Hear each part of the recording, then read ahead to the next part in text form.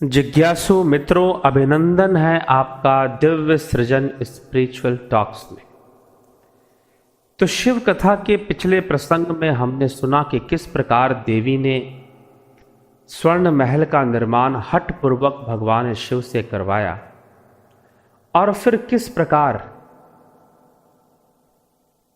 मुंह मांगा दान देने का वचन दिया और कुबेर ने स्वर्ण महल दान में ले लिया और फिर कुबेर से रावण ने छीन लिया, लंका बनाई और उसी लंका को बजरंगबली ने बाद में जलाकर भस्म किया। ये तो उस कथा की श्रृंखला है, परंतु देवी सती का मन अब कैलाश पर लग नहीं रहा था। भोलेनाथ ने देवी को इस माया के बारे में समझाया कि यह संसार की माया स्वर्ण ऐसी ही है, धन दौलत ऐसे ही है, कभी साथ देती है, कभी साथ नहीं भी देती है।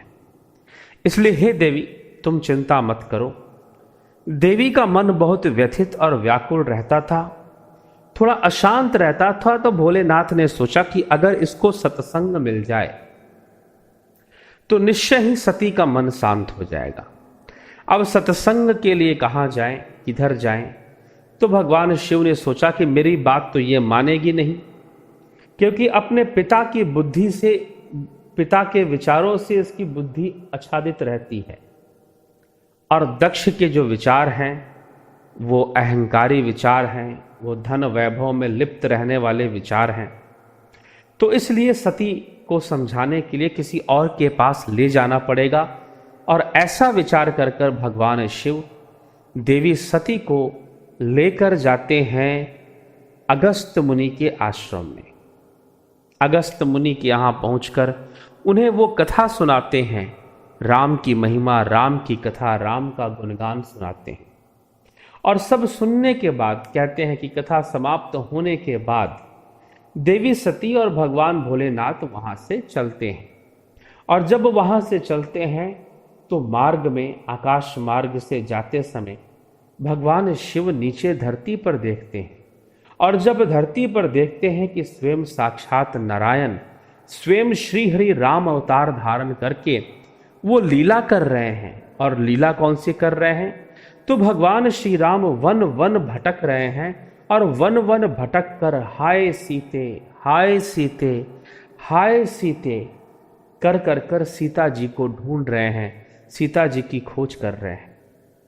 जब भगवान शिव ने प्रभु की यह लीला देखी, तब भगवान शिव ने यह लीला देखकर शिव ने क्या किया कि वो आनंदित हो गए। दोनों हाथ जोड़कर भगवान श्री राम को प्रणाम करते हुए उन्होंने कहा, जय सचिदानंद, जय सचिदानंद, जय सचिदानंद। जब 3 बार जय सचिदानंद, साथ में भाव विभोर भी हो गए। उनके नेत्रों से अश्रुधारा भी बहने लगी। और जब अश्रुधारा बहने लगी, भाव विभोर हो रहे हैं, देवी सती को यह देखकर समझ में नहीं आया कि आखिर ये हो क्या रहा है, शिव ऐसा व्यवहार कर क्यों रहे हैं।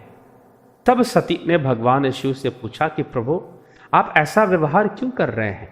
आप जय सच्चिदानंद, जय सच्चिदानंद कर रहे हैं, फिर आपके नेत्रों से अश्रुधारा भी बह रही है, फिर आप आनंदित भी हो रहे हैं और दुखी भी नजर आ रहे हैं।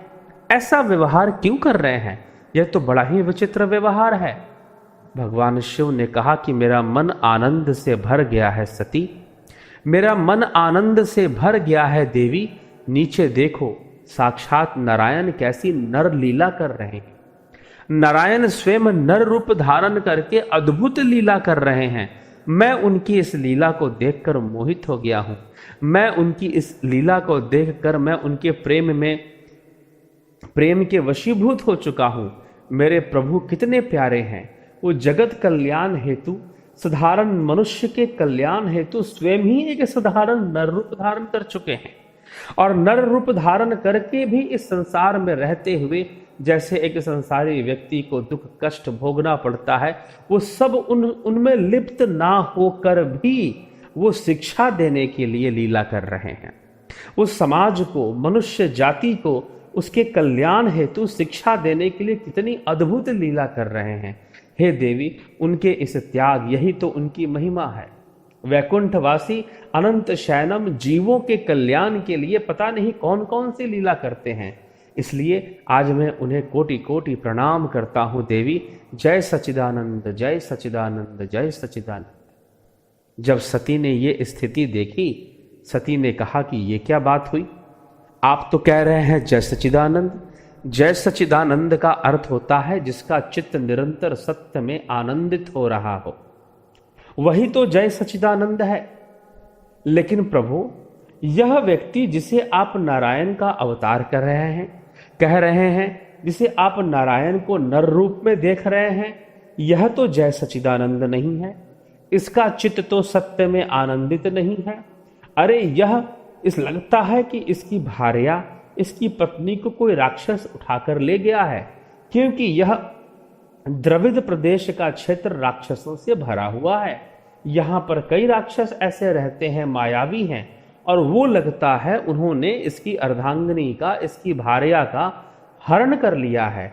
और यह व्यक्ति तो अपनी पत्नी के मोह में विलाप कर रहा है, ये तो अपनी पत्नी के वियोग के कारण रो रहा है। जिसे आप जय सच्चिदानंद कर रहे हैं, वह तो मोहग्रस्त है भगवान। आप उसे सच्चिदानंद भला कैसे कह सकते हैं? भगवान शिव ने कहा कि सती, साधारण बुद्धि से समझ में नहीं आएगा। राम अतर्क के बुद्धि मनवानी, मत हमार अस सुनहु सयानी। कि हे सयानी, हे सती, मेरी बात मान लो, ऐसा ना सोचो, क्योंकि ये उचित नहीं है सोचना। इस प्रकार से सोचना उचित नहीं है। ये साक्षात नारायण है जो नर रूप धारण कर कर लीला कर रही है, मैं जानता हूं। इसलिए ऐसा कहने की जरूरत नहीं है। तुम जानना चाहती हो तो राम अतर्क के बुद्धि मन वाणी, तर्कों से नहीं, बुद्धि से नहीं, मन से नहीं, वाणी से नहीं, श्रद्धा से अगर जानने की कोशिश करोगी, ज्ञान दृष्टि से अगर जानने की कोशिश करोगी तो निश्चित ही जान पाओगी। अन्यथा राम की लीला को समझ पाना इतना सरल नहीं है देवी। इसलिए प्रार्थना करो, अंतर्मुखी हो जाओ, और अंतर्मुखी होकर अंतर्दृष्टि से एक बार देखो, तुम्हें सत्य नजर आएगा। सती ने कहा कि प्रभु, मुझे आपकी बातें समझ में नहीं आ रही, आप क्या समझाना चाहते हैं? मैं तो सोचती हूं कि अगर आप कहते हैं कि ये साक्षात नारायण है, तो मेरी इच्छा हो रही है कि मैं इनकी भली भांति परीक्षा ले लूं।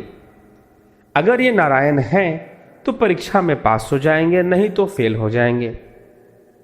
अब सती ने जब ये बात कही, शिव जी ने सोचा कि लगता है कि फिर सती ने हट पकड़ लिया। सती को भगवान ने बहुत समझाया कि मन बुद्धि तर्क से नहीं समझ में आएगा देवी, क्यों प्रयास कर रही है, क्यों प्रयास कर रही है ऐसा? इसलिए ऐसा प्रयास मत कर, और श्रद्धा की आंखें खोल, श्रद्धा से समझने का प्रयास कर, प्रभु के चरणों में प्रार्थना कर, तो प्रभु तुझे अपना वास्तविक रूप दिखा देंगे। लेकिन सती ने निश्चय किया कि नहीं, मैं तो नहीं मानूंगी, मैं तो परीक्षा ही लेकर मानूंगी, मुझे तो परीक्षा ही लेना है। तो शिव जी ने कहा कि ठीक है, तेरी जैसी इच्छा, तू जो करना चाहती है कर। और भगवान शिव वहां से उस समय कैलाश पर चले गए, और देवी सती ने निर्णय लिया कि वो श्री रामचंद्र की परीक्षा लेंगे। ऐसा निर्णय लेकर देवी वन में उस मार्ग में जाती हैं जहां से भगवान श्री राम गुजर रहे थे। और जब उस मार्ग पर जाती हैं तो भगवान श्री राम को देखकर उसी पगडंडी, उसी मार्ग पर जाकर खड़ी हो जाती है कि राम मुझे देखेंगे। और सती सीता का रूप धारण करके खड़ी होती है। उसमें एक विशेषता थी, ऐसे नहीं खड़ी हो जाती अपने रूप में। सीता जी का अपनी सिद्धि बल से सती पता कर लेती है कि सीता जी का रूप कैसा है, और सीता जी का रूप धारण कर कर वहां पर खड़ी हो जाती है। अब भगवान श्री रामचंद्र जब देखते हैं कि सामने सीता जी के रूप में सती खड़ी है, तो राम जी कहते हैं कि ये कौन सी लीला शुरू हो गई, ये लीला में व्यवधान कौन पैदा कर रहा है भाई। भगवान राम ने क्या किया कि उस मार्ग को छोड़ दिया, दूसरा मार्ग अपना लिया, दूसरी पगडंडी अपना ली, और उस पर चलने लगे, उस पर चलने लगे। और उस पर चलते हुए उन्होंने, चलो भाई इस समस्या से बच पाए, तो उस पर गए। तो वहां भी देखते हैं कि सती जो है सीता जी का रूप धारण करके खड़ी होगी। रामचंद्र जी ने सोचा कि भाई ये पूरी लीला, पूरी कहानी में ऐसा व्यवधान क्यों?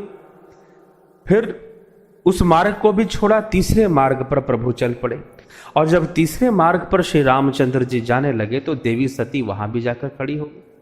जब वहां भी खड़ी मिली तो श्री रामचंद्र जी ने नेत्र मूंदे और मन ही मन भोलेनाथ की इच्छा को वो जान गए।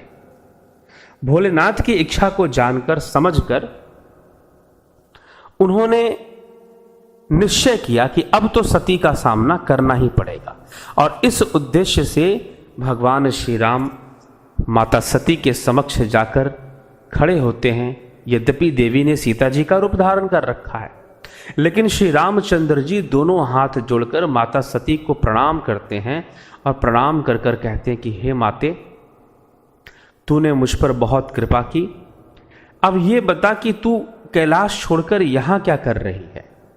मुझे तेरे दर्शन प्राप्त हुए, इससे तो मेरा भाग्य ही खुल गया, लेकिन तुम्हारा वास तो तुम तो वामांगी हो, शिव की वामांगी हो, तो वन में अकेले कहाँ भटक रही हो? जैसी ये बात पूछी, अब देवी सती को बड़ी लज्जा आई कि भाई ये क्या हो गया, इन्होंने तो मेरा ही रहस्य उद्घाटन कर दिया। परीक्षा लेने गई थी और खुद की परीक्षा हो गई। अब सती वहां से लजाई हुई उस स्थान को छोड़ कैलाश के ऊपर भगवान भोलेनाथ के पास उपस्थित हो जाती है। और फिर आगे क्या घटना घटती है, आगे के व्याख्यान आने वाले दिनों में हम सुनेंगे। धन्यवाद। दिव्य सृजन के इस चैनल पर भारतीय दर्शन शास्त्र, योग, अध्यात्म और आयुर्वेद जैसे मानव कल्याणकारी विषयों पर चर्चा होती है। अतः इस चैनल को सब्सक्राइब, शेयर और लाइक करके इसे आगे बढ़ाने में सहयोग करें। बेल आइकन टच करके हमारे आगे आने वाली वीडियो की जानकारी नोटिफिकेशंस में प्राप्त करें, और कमेंट करके आप इन विषयों पर अपने प्रश्न भी पूछ सकते हैं। धन्यवाद।